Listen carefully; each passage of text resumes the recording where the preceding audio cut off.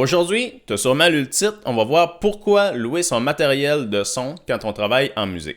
Avant de lancer la vidéo, j'aimerais qu'on voit ensemble une petite question que je me suis posée beaucoup ces temps-ci, qui est comment continuer à avoir des revenus malgré le fait que le confinement, on va être vers la fin du confinement cet été, puis malgré le fait que tous les événements, ou presque, sont annulés pour les rassemblements pour l'été 2020.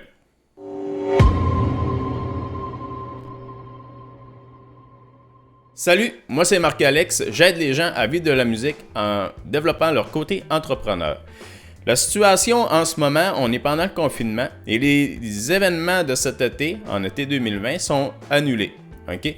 Tout le monde, ils peuvent pas, tous les festivals, toutes les choses comme ça, les gros rassemblements, c'est annulé. Fait que si on avait des groupes de musique, si on avait du DJ, si on avait des mariages, si on avait des rassemblements, c'est terminé, on a perdu nos contrats. Présentement, on a de l'aide financière qui nous soutient, qui nous aide à vivre, et que là, on est quand même bien.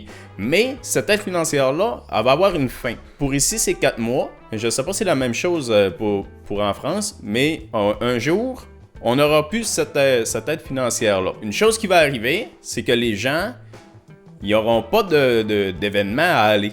Ils vont rester chez eux sur le sofa. Pas certain. Les gens ils vont trouver des solutions pour réussir à se voir quand même, mais sans avoir les grands rassemblements qui ont été annulés. Fait que si les gens qui allaient dans des événements tout l'été restent chez eux, ils vont trouver une solution pour réussir à faire des événements légaux, bien entendu, mais c'est ça. Et ces gens-là, peut-être qu'ils vont être gênés de prendre un DJ ou de prendre un groupe de musique pour les événements, parce que c'est des petits événements à petit budget. Donc, nous, si on a une solution à leur offrir, c'est-à-dire que si on peut leur dire, regardez, moi, j'ai une solution qui me met même pas en danger pour le virus, qui est pour vos petits parties, qui est pour votre petit budget. J'ai un système de location que tu peux installer sur place et tu peux lancer la musique et tu as de la musique pour la soirée. Parce que le problème de notre client, c'est ça. Le problème de notre client, c'est que lui, il veut de la musique à sa soirée. Il veut pas se prendre la tête ou rien, tout ça. Lui, tout ce qu'il veut, c'est ça, la musique à sa soirée. Puis ça t'a sûrement déjà arrivé, des gens qui te disent « J'aimerais ça avoir tes services ». Mais tes services sont un peu trop chers pour notre événement. Nous, on est des personnes âgées, par exemple. On termine tôt la soirée. On voulait comme de la musique d'ambiance.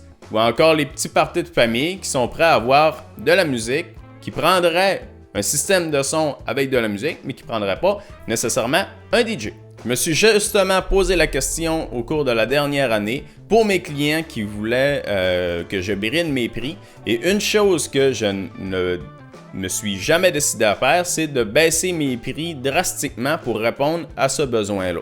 Le besoin qui est un party à petit prix. Petite parenthèse pour ça, c'est important de respecter sa valeur. Parce que si on ne respecte pas notre valeur nous-mêmes, les gens, ils respecteront pas notre valeur à notre place. Pour la petite anecdote, je me suis déjà fait offert 150$ de certificat cadeau pour une soirée. Une soirée qui était au 2e étage où je devais emmener mes subwoofers, les enceintes, tout ce qu'on amène normalement avec la lumière et tout ça pour 150$.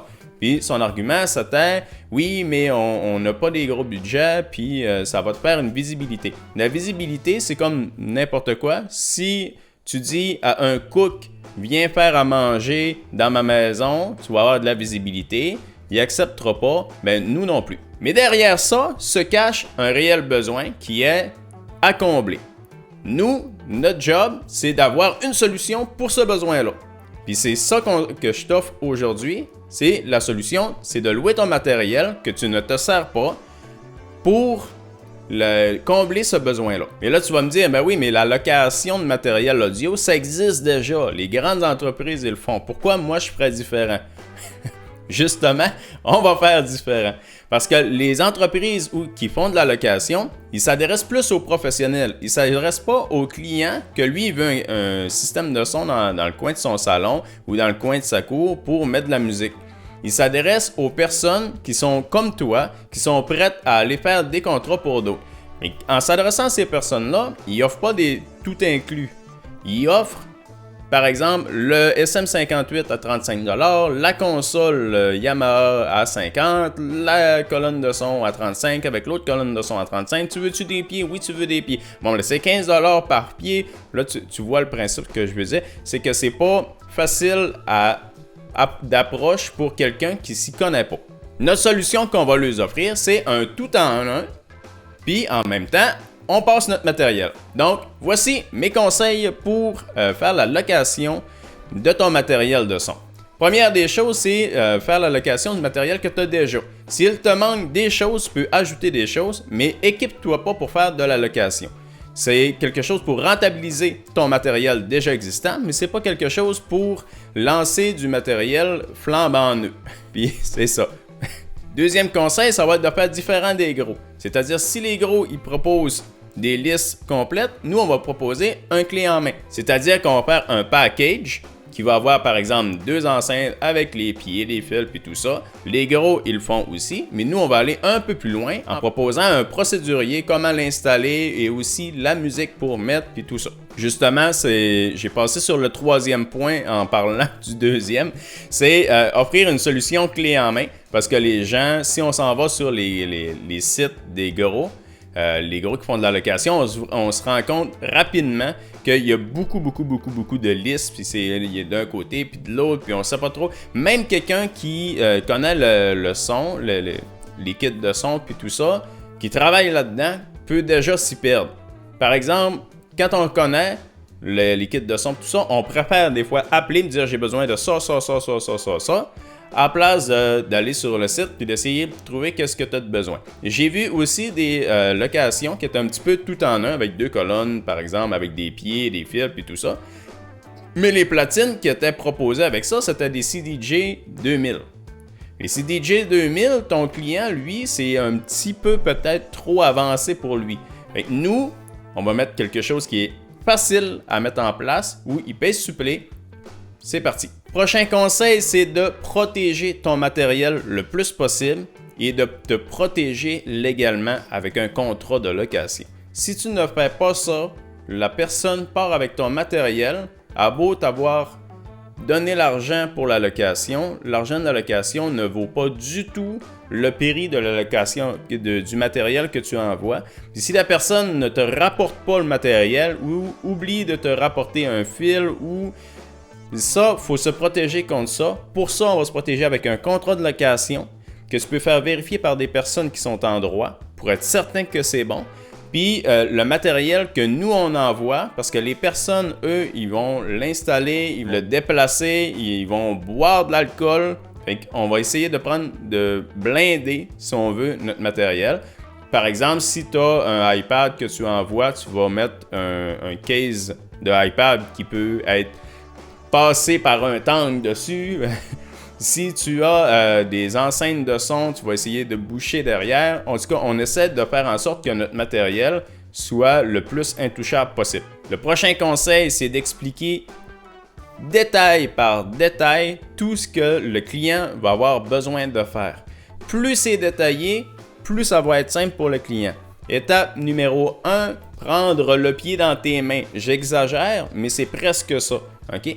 Puis ça va aller beaucoup selon ton installation à toi, mais d'être le plus détaillé possible. Puis si tu veux faire une vidéo qui explique en détail les choses, c'est parfait. Donc, on loue notre matériel qu'on a déjà. On peut acheter du matériel qui vient compléter ce matériel-là. Si tu avais déjà dans l'idée d'acheter du matériel qui était facile à l'emploi et que tu peux envoyer en location, tu peux le faire. Mais achète pas du matériel que pour la location, ça ne se rentabilisera pas nécessairement de cette façon-là. Offre une solution clé en main. Offre quelque chose, un procédurier détail par détail, le plus de détails possible pour que la personne puisse se retrouver. Après ça, protège-toi, protège ton matériel, vends-le comme une solution simple puis différente de ce que les gros font. Fait que ça, c'est mes conseils pour faire de la location audio.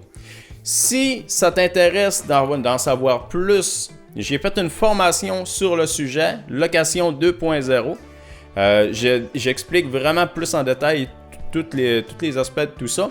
Présentement, pendant le confinement, la formation est gratuite. Toutes mes formations sont gratuites pendant le confinement. Si jamais tu écoutes la vidéo puis le confinement est terminé puis que le rabais n'est plus là ou quoi que ce soit, tu peux suivre les emails privés. C'est là-dedans que je passe les rabais puis c'est là-dedans qu'il se trouve le plus d'informations parce que j'envoie les emails privés beaucoup plus souvent que je peux envoyer une vidéo sur YouTube. Donc, si les emails privés t'intéressent, le lien est dans la description. Merci pour ton attention. Merci pour ton attention. Merci pour ton... Donc, si les emails t'intéressent, le lien est dans la description. Merci pour ton attention. Je l'ai eu. Et moi, je te dis, bonne fin de journée.